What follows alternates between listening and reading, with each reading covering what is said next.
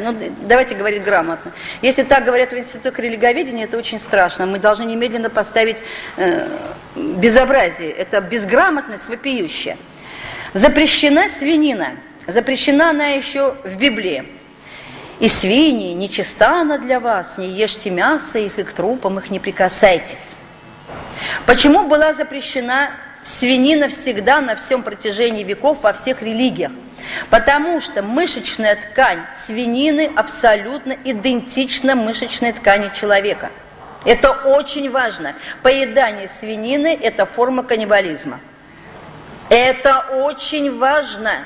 Все операции по пересадке сердца профессор Бернард, который делал в Йоганнесбурге, первый британский профессор, который делал пересадку сердца, он делал только на свиньях. И это все знают. Первое, мышечная ткань, ни о каком сале, ни о каких караванных переходах речь вообще не идет. Вообще речь не идет ни о каких таких. Запрещена свинина, потому что это форма каннибализма. И все тут.